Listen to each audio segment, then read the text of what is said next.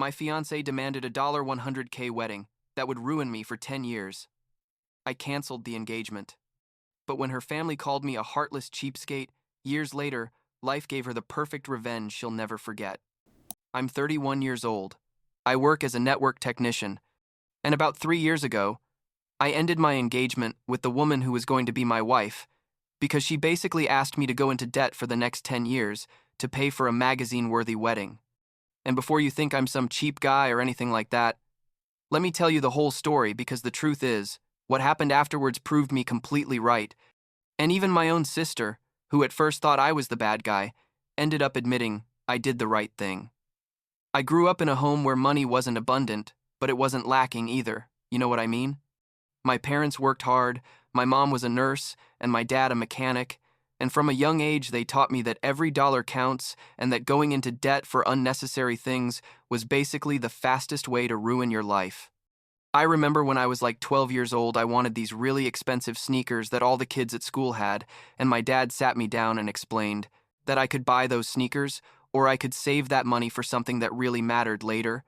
And even though at the time it seemed unfair to me, now I understand he was giving me one of the most valuable lessons of my life. My parents never had credit card debt. They never bought a car they couldn't pay for in cash.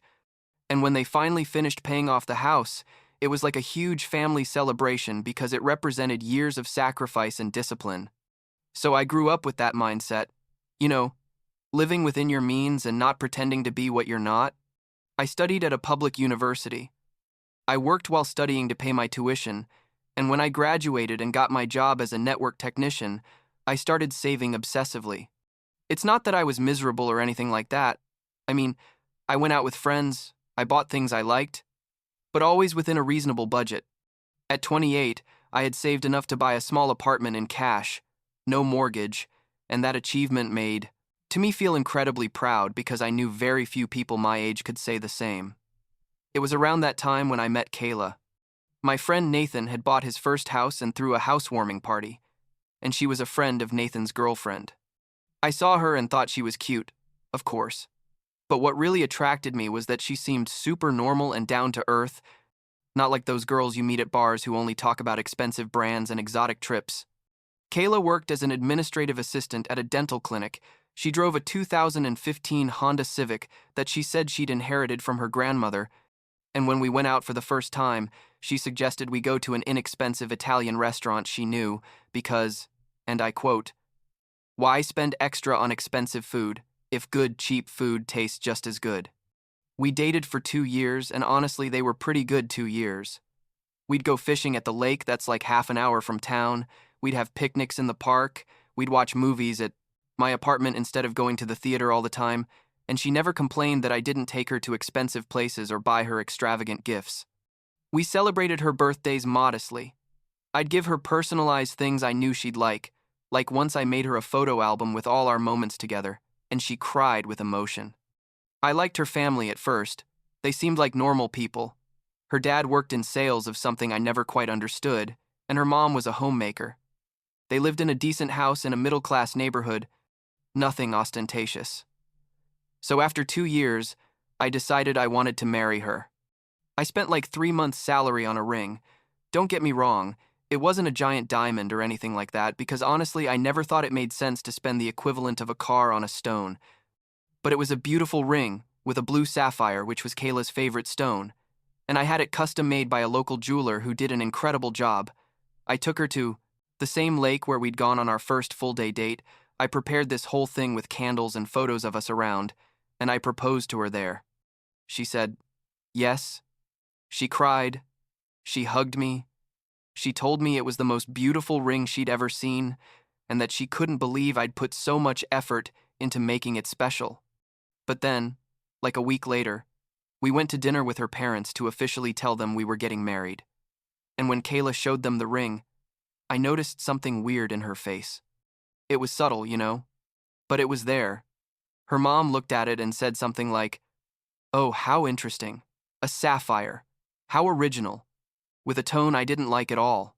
Her dad didn't even look at it closely and just said, "Congratulations, guys." Kayla defended the ring at that moment, said it was unique and that she loved it, But I saw when her mom made a face at her like saying, "Seriously, you settled for that?"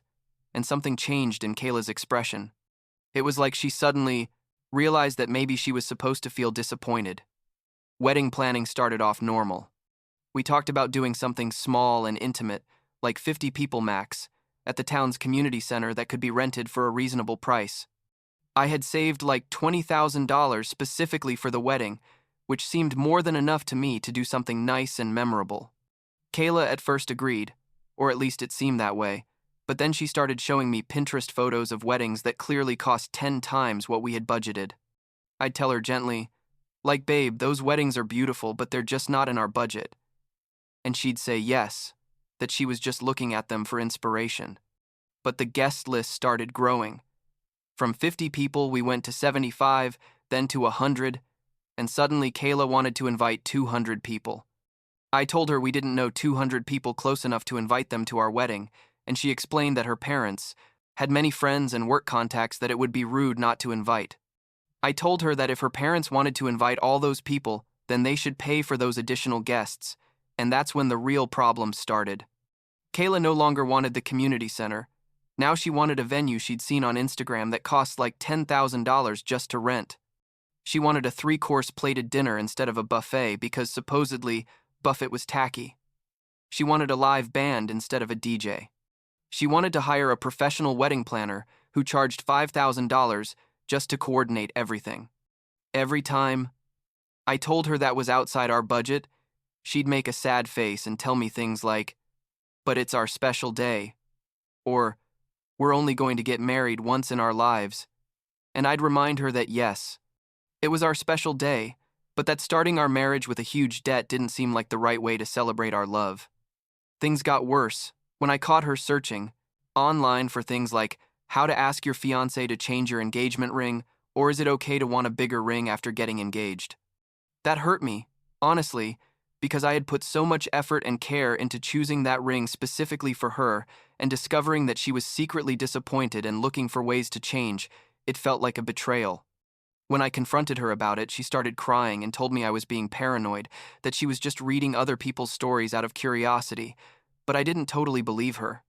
Then came the bridesmaid issue. Kayla chose Vera Wang dresses that cost $800 each. $800 for a dress her friends were going to wear once. When her best friend Kendra told her that price was too much for her, Kayla got angry and told her that if she really cared about her, she'd find a way to get the money. She also started planning her bachelorette party in Miami, a 4-day trip that was going to cost like $2,000 per person between flights, hotel, meals, and activities. All this, while I kept insisting we needed to keep costs under control. The breaking point came when Kayla sat me down one day in my apartment living room and told me very seriously that we needed to talk about financing the wedding.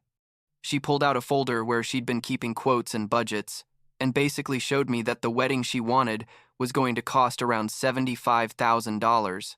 $75,000. I told her it was completely out of the question, that that was more than 3 years of my after-tax salary, and that there was no way in this world I was going to spend that amount of money on a 1-day party. She told me then that we could take out a loan. A loan. For a wedding. I explained as calmly as I could that taking out a loan for a wedding went against everything I believed about financial responsibility, that we'd be paying that debt for years, probably with interest, that would make us end up paying over $100,000 total, and that money could be used for so many more important things, like a down payment on a bigger house when we had kids, or an emergency fund or investments for our future. She listened to me and then told me, "And I'll never forget this," she said. "Then I guess you don't love me enough to give me the day of my dreams." That really made me angry. I told her that love isn't measured in dollars spent, that I had shown my love in 1,000 different ways during our 2 years together, and that if she really believed an expensive wedding was more important than our future financial stability, then maybe we had fundamentally different values. She started crying and accused me of ruining her life, of being selfish and cheap, and of not understanding how important this was to her. I held my ground. I told her we could have a beautiful and meaningful wedding with the $20,000 I'd saved, that we could do something intimate and personal that truly reflected who we were as a couple, but that I wasn't going to go into debt for years just to impress people who probably wouldn't even remember our wedding a month later. Then Kayla did something that still surprises me when I think about it. She involved my family. She called my sister Brittany and told her version of the story, where basically I was a horrible fiancé who didn't want to give her a proper wedding. My sister, who at the time was like 25 and was in that phase of life where she believes grand romantic gestures are the most important thing in the world, called me and scolded me. She told me I was being ridiculous, that if I really loved Kayla, I should be willing to make this sacrifice for her, that it was her special day and I was ruining it by being obsessive about money. I tried to explain my point of view, but she didn't want to listen. She just kept saying I was cheap and that Kayla deserved better. The worst came when Kayla's parents invited me to dinner at their house, supposedly to talk and reach an agreement. I went thinking it was going to be a civilized conversation between adults, but it was basically an ambush. The two of them attacked me, saying I was humiliating their daughter, that what would their friends and family think when they saw a cheap and modest wedding, that they'd been saving their whole lives to give Kayla the day of her dreams, and now I was ruining it with my stinginess. I asked them if they'd been saving for their daughter's wedding, then why weren't they contributing that money they supposedly had? And that's when Kayla's dad got aggressive and told me that wasn't the point. That the point was that a man should provide and make sure his woman is happy no matter the cost. That phrase, no matter the cost, revealed everything I needed to know. I told Kayla's dad that I wasn't his ATM or his daughter's, that I'd worked hard for every dollar I had and I wasn't going to throw it out the window to satisfy the ridiculous expectations of people who clearly cared more about appearance than substance. Kayla's mom started crying and called me cruel and heartless. Kayla's dad stood up from the table and told me to leave his house. Kayla was sitting there saying nothing, just crying. And when I told her, if you're not going to defend our financial future, then we have no future, she just kept crying. I drove back to my apartment that night with a clarity I hadn't had in months. I realized that the Kayla I had met, or at least the Kayla I thought I knew, wasn't really who she was. For 2 years she'd acted a certain way, probably because she was waiting for the ring and the proposal. But once that happened, she took off the mask and showed who she really was, or maybe who her family had conditioned her to be. And the truth is, that person wasn't compatible with the life I wanted to build. The next day I went to Kayla's apartment, gave her back her key to my apartment, asked her to give me back mine, and told her the engagement was over. She got hysterical, started promising we could do a cheaper wedding, that we'd find a solution. But I knew it was too late. I told her the problem wasn't just the money, it was that we'd discovered we had fundamentally different values about what was important in life, and that it was better to find out now than after getting married. I left her the ring, told her she could sell it or keep it or do whatever she wanted with it, and I left. The following weeks were horrible. I'm not going to lie. Kayla told everyone that I was a heartless cheapskate who had left her because I didn't want to spend money on her. My sister still wasn't speaking to me. Some mutual friends avoided me at social events. But my parents supported me completely. They told me they'd raised someone with integrity and that they were proud I hadn't given in to the pressure.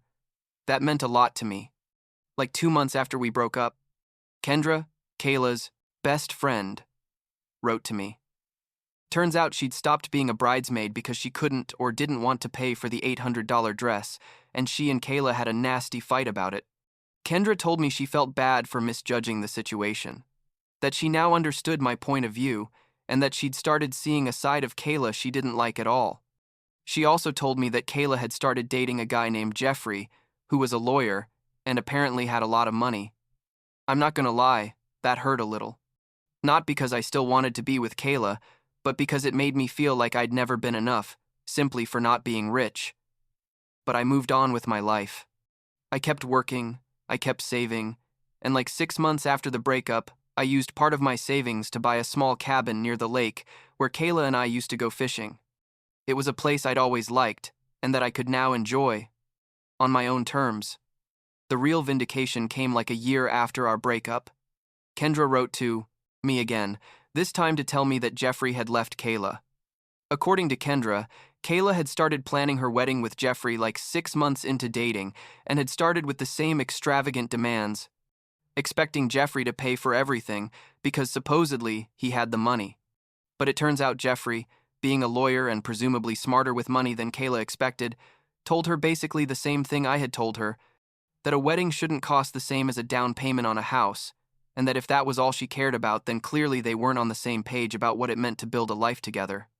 Jeffrey left her, and according to Kendra, Kayla was devastated because she thought she'd finally found the man who could give her the wedding of her dreams. My sister Brittany found out about this whole story through her own channels, since apparently Kayla had been posting dramatic things on social media about men who don't value women, and Brittany finally called me to apologize. She told me she'd been an idiot, that she hadn't understood my perspective at the time, and that she now realized I'd been the sensible one all along. That apology meant a lot, because Brittany and I had always been close, and having her turn her back on me during those months had been difficult. The last time I heard anything about Kayla was like 6 months ago. According to Kendra, who still sends me updates from time to time, even though I don't ask for them, Kayla is still single and still looking for someone who's willing to give her the extravagant wedding she wants. Apparently she dates several guys, but they all end up leaving her when they realize her unrealistic expectations. And honestly, I don't feel satisfaction with that or anything like that. I rather feel pity, because clearly her parents put it in her head that her value as a woman is tied to how expensive her wedding is, and that's a terrible trap to be caught in. As for me, I'm fine.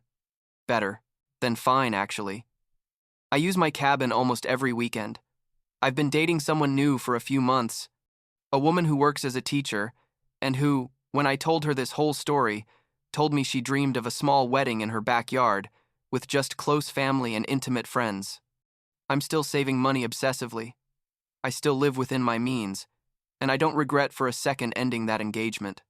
Sometimes I think about what my life would have been like if I'd given in, if I'd taken out that loan and married Kayla, and honestly, it gives me chills. We'd probably be divorced now anyway, but with the difference that I'd be in debt and financially ruined. The lesson I learned from all this, I guess, is that fundamental values really matter in a relationship. You can have chemistry, you can have fun together, you can even love each other, but if you don't agree on basic things like how to handle money or what's really important in life, eventually those differences are going to destroy the relationship anyway. Better to find out before signing a legal contract and bringing children into the world. And I also learned that standing firm in your principles, even when everyone is telling you you're wrong, is sometimes the hardest but also the most right thing you can do. Not everyone's going to understand it at the moment, but time has a way of revealing who was right.